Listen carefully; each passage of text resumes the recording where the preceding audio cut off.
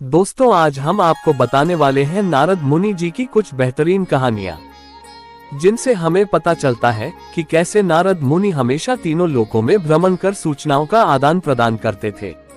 नारद मुनि का आदर सत्कार देवी देवता मुनि से लेकर असुर लोक के राजा समेत सारे राक्षसगण भी करते थे। नारद मुनि के पिता ब्रह्मा जी है और मान्यताओं के अनुसार नारद मुनि ब्रह्मा जी की गोद से पैदा हुए थे। कहते हैं कि ब्रह्मा जी का मानस पुत्र बनने के लिए उन्होंने पिछले जन्म में कड़ी तपस्या की थी। यह भी कहा जाता है कि पूर्व जन्म में नारद मुनि गंधर्व कुल में पैदा हुए थे। उनके बारे में और जानने के लिए आज हम आपके सामने नारद मुनि की मुख्य 5 कहानियां लेकर आए हैं। तो शुरू करते हैं। कहानी 1। जब नारद मुनि को अपने घमंड पर हुआ पश्चाताप। एक बार पृथ्वी का भ्रमण करते समय नारद मुनि को उनके एक खास भक्त ने याद किया, जो नगर का एक सेठ था। सेठ ने नारद जी का अच्छे से स्वागत सत्कार किया एवं उनसे प्रार्थना की कि आप ऐसा कोई आशीर्वाद दें जिससे हमें एक बच्चा हो सके। नारद ने सेठ से कहा कि तुम चिंता न करो, मैं अभी भगवान नारायण से मिलने जा रहा हूँ। उन तक तुम्हारी प्रार्थना अवश्य पहुँचा दूंगा और वे अवश्य कुछ करेंगे। नारद भगवान नारायण से मिलने पहुंचे और उन्हें सेठ की व्यथा बताई। भगवान बोले कि उसके भाग्य में संतान सुख नहीं होने के कारण कुछ नहीं हो सकता। उसके कुछ समय बाद नारद ने एक दिए में ऊपर तक तेल भरकर उसे अपनी हथेली पर रखकर पूरे विश्व की यात्रा की। अपनी यात्रा उन्होंने विष्णु धाम आकर ही पूरी की। विश्व की यात्रा करके नारद को बहुत ही घमंड हो गया कि उनसे ज्यादा ध्यानी और विष्णु भक्त कोई और नहीं। अपने इसी घमंड के कारण नारद दोबारा पृथ्वी लोक पर आए और उसी सेठ के घर पहुंचे। वहां नारद ने देखा कि सेठ के घर में 4 छोटे छोटे बच्चे घूम रहे हैं। नारद ने जानने के लिए सेठ से पूछा कि यह संतान किसकी है, तो सेठ बोले आपकी है। नारद इस बात से खुश नहीं हुए और स्पष्ट बताने के लिए कहा। सेठ बोला, एक दिन एक साधु घर के सामने से निकल रहे थे, कह रहे थे कि 1 रोटी दो तो 1 बेटा और 4 रोटी दो तो 4 बेटे। मैंने उन्हें 4 रोटी खिलाई। कुछ समय बाद मेरे 4 पुत्र उत्पन्न हुए। इस बात से नारद बहुत ही नाराज हुए और सीधे ही विष्णु के पास पहुंचे। नारद को देखते ही भगवान अत्यधिक पीड़ा से कराहने लगे। उन्होंने नारद को बोला, मेरे पेट में भयंकर रोग हो गया है और जो व्यक्ति अपने हृदय से लहू निकाल कर मुझे देगा उसी से मुझे आराम मिलेगा। नारद ने पूरी दुनिया को विष्णु की व्यथा सुनाई, पर कोई भी व्यक्ति तैयार नहीं हुआ। जब नारद ने यही बात एक साधु को बताई तो वो बहुत खुश हुआ। उसने छुरा निकाला और अपने सीने में घोंपने लगा और बोला, मेरे प्रभु की पीड़ा यदि मेरे लहू से ठीक होती है तो मैं अभी तुम्हें लहू निकाल कर देता हूँ। जैसे ही साधु ने लहू निकालने के लिए चाकू अपने सीने में घोंपना चाहा, तभी भगवान विष्णु प्रकट हो गए और बोले, जो व्यक्ति मेरे लिए अपनी जान दे सकता है वह व्यक्ति किसी को 4 पुत्र भी दे सकता है। साथ ही नारद से यह भी कहा कि तुम तो सर्वगुण संपन्न ऋषि हो, तुम चाहते तो उस सेठ को तुम भी पुत्र दे सकते थे। नारद को अपने घमंड पर बहुत पश्चाताप हुआ। कहानी 2। प्रभु की माया। एक बार नारद जी ने बड़ी ही उत्सुकता पूर्वक भगवान विष्णु से पूछा, प्रभु आपकी माया क्या है? क्योंकि भूलोक पर सभी मनुष्य आपकी माया से प्रेरित होकर दुख अथवा सुख भोगते हैं, लेकिन वास्तव में आपकी माया क्या है? विष्णु भगवान बोले, नारद, यदि तुम्हें मेरी माया जाननी है तो तुम्हें मेरे साथ पृथ्वी लोक चलना होगा, जहां मैं तुम्हें अपनी माया का प्रमाण दे सकूंगा। नारद को अपनी माया दिखाने के लिए भगवान विष्णु नारद को लेकर एक विशाल रेगिस्तान से पृथ्वी लोक जा रहे थे। यहाँ दूर दूर तक कोई मनुष्य तो क्या जीव जंतु भी दिखाई नहीं पड़ रहा था। नारद जी विष्णु भगवान के पीछे 2 रेगिस्तान की गर्म रेत को पार करते हुए आगे बढ़ते रहे। चलते 2 नारद जी को मनुष्य की ही भांति गर्मी और भूख प्यास का एहसास होने लगा। तभी कुछ दूरी पर उन्हें एक छोटी सी नदी दिखाई दी। नारद जी अपनी प्यास बुझाने के लिए उस नदी के पास पहुंच गए। तभी उन्हें कुछ दूरी पर एक सुंदर कन्या दिखाई दी, जिसके रूप को देखकर नारद मुनि उस कन्या पर मोहित हो गए। नारद जी ने उसके पास जाकर उससे वीरान जगह पर आने का कारण पूछा। कन्या ने बताया कि वह पास के ही एक नगर की राजकुमारी है और अपने कुछ सैनिकों के साथ रास्ता भटक गई है। नारद मुनि भी राजकुमारी के साथ उसके राज्य में पहुंच जाते हैं। राजकुमारी सब हाल अपने पिता को बताती है। राजा प्रसन्न होकर अपनी पुत्री का विवाह नारद जी से कर देते हैं और सारा राजपाट नारद मुनि को सौंपकर स्वयं सन्यासी बन जाते हैं। अब नारद मुनि राजा के सामान पूरे ऐशो आराम से अपनी जिंदगी का यापन करने लगते हैं। नारद इन सब में यह भी भूल चुके थे कि वह प्रभु को नदी किनारे बैठा ही छोड़ आए। समय बीतने के साथ नारद को उस राजकुमारी से 2 संतानें भी हो गई। नारद मुनि अपने फलते फूलते राज्य और पुत्रों को देखकर बहुत ही खुश थे। एक दिन उस राज्य में 3 दिन लगातार इतनी घनघोर वर्षा हुई कि पूरे राज्य में बाढ़ आ गई। सभी लोग अपनी सुरक्षा के उद्देश्य से इधर उधर भागने लगे। नारद भी एक नाव में अपनी पत्नी और दोनों बच्चों को लेकर सुरक्षित स्थान की खोज में चल दिए। बाढ़ इतना भयानक रूप ले चुकी थी कि राज्य से निकलते हुए नारद की पत्नी नाव से नीचे गिर गई और तेज बहाव के साथ ही बह गई।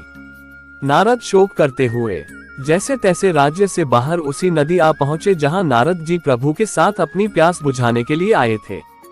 नारद मुनि नदी के किनारे पर बैठकर शोक करते हुए जोर जोर से रोने लगते हैं। मेरे बच्चे, पत्नी, सब कुछ तो नष्ट हो गया। अब मैं इस जीवन को जीकर क्या करूंगा। जैसे ही नारद मुनि नदी में कूदने की कोशिश करते हैं तभी भगवान विष्णु उनका हाथ पकड़ लेते हैं और कहते हैं, ठहरो नारद, ये ही तो थी मेरी माया। जो अब तक तुम्हारे साथ घटित हुआ वह सब मेरी ही माया थी। अब नारद मुनि भली भांति समझ जाते हैं अब तक जो कुछ भी उनके साथ घटित हुआ वह सब कुछ केवल प्रभु की ही माया थी। कहानी 3। जब देवता हुए नारद से परेशान तथा बंद किए सभी स्वर्ग के द्वार। एक बार सभी देवता नारद के बिना बुलाए कहीं भी बार बार आ जाने को लेकर बहुत परेशान थे। उन्होंने निश्चय किया वे सभी अपने द्वारपालों से कहकर नारद जी को किसी भी दशा में अंदर प्रवेश नहीं करने देंगे और किसी न किसी बहाने से उन्हें टाल देंगे। अगले दिन नारद जी भगवान शिव से मिलने कैलाश पर्वत पहुंचे, परंतु नंदी ने उन्हें बाहर ही रोक दिया और अंदर प्रवेश नहीं करने दिया। रोकने के कारण नारद ने आश्चर्यचकित होकर अंदर प्रवेश न देने का कारण पूछा।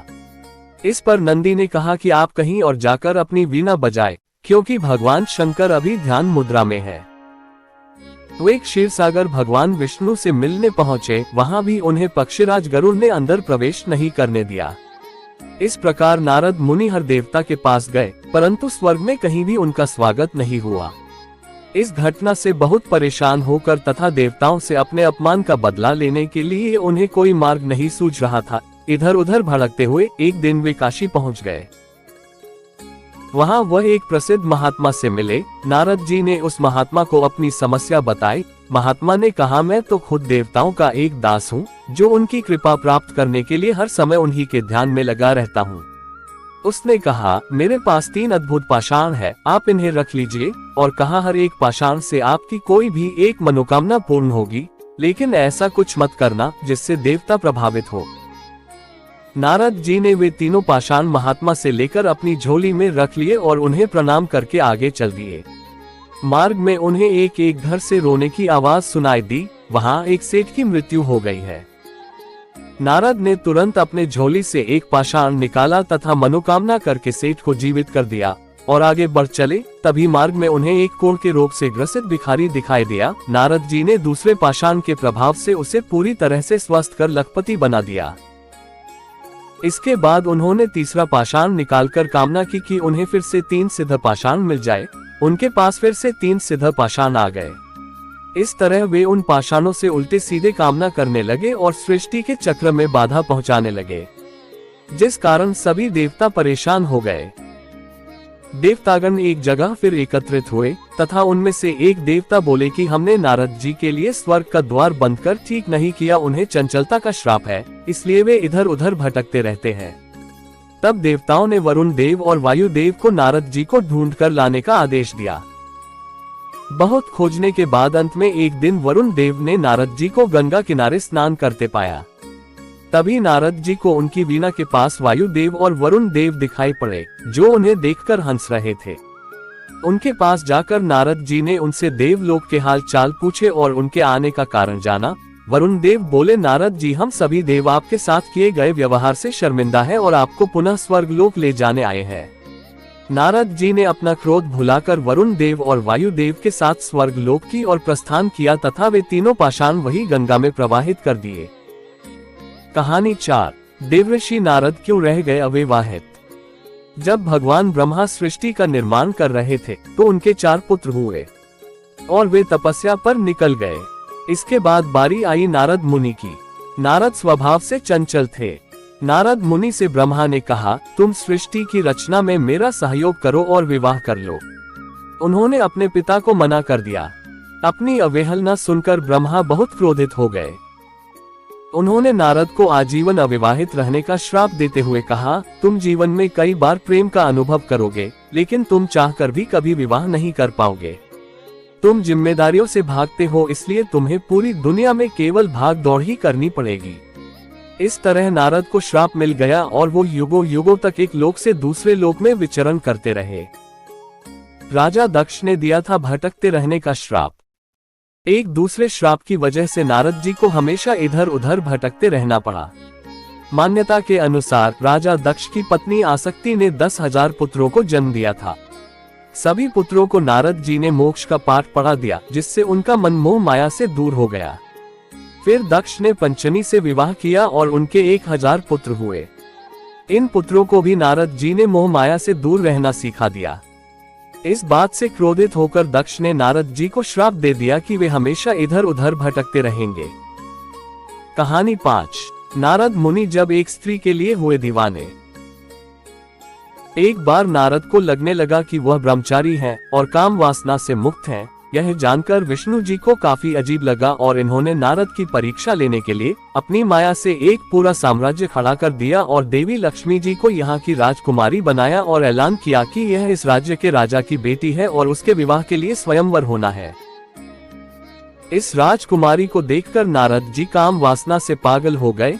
नारद जी अपने सारे व्रत और ब्रह्मचारी का प्रण भी भूल गए। अब नारद जी बस किसी भी हालत में इस राजकुमारी को पाना चाहते थे। नारद जी एक सुंदर सा चेहरा पाने के लिए विष्णु के पास गए और कहा कि वो उन्हें हरि जैसा चेहरा दे। वह विवाह करने जा रहे हैं। जब नारद स्वयंवर में गए तो महारानी ने नारद को देखा तक नहीं और माला एक गरीब इंसान के गले में डाल दी। यह गरीब और कोई नहीं था बल्कि खुद विष्णु थे। इस बात से नारद जी पूरी तरह से टूट गए, क्योंकि वो उस राजकुमारी पर बहुत ही फिदा थे। नारद यही सोचते विचारते जा रहे थे, तभी वह एक नदी में अपना चेहरा देखते हैं। नारद हैरान रह जाते हैं, क्योंकि विष्णु ने उनको वानर रूप दिया था। असल में हरि का एक अर्थ वानर भी होता है। इस बात से नाराज नारद ने विष्णु को श्राप दिया कि आप भी मनुष्य रूप में पृथ्वी पर जाओगे और वहां पर स्त्री के लिए ऐसे ही बेचैन रहोगे, जैसे कि मैं आज स्त्री के लिए तड़प रहा हूँ। कहा जाता है कि भगवान राम और सीता के बीच जो वियोग हुआ था वह इसी श्राप का नतीजा था। इस तरह से नारद मुनि को यह पता चल गया था कि किसी भी व्यक्ति को ब्रह्मचारी होने पर घमंड नहीं करना चाहिए। तो बताइए कैसा लगी आपको ये जानकारी। अगर पसंद आया हो तो एक लाइक और कमेंट में जय श्री राम जरूर लिखें और प्लीज चैनल को सब्सक्राइब जरूर करें। बहुत मेहनत से बनाए हैं ये वीडियो। जय श्री राम।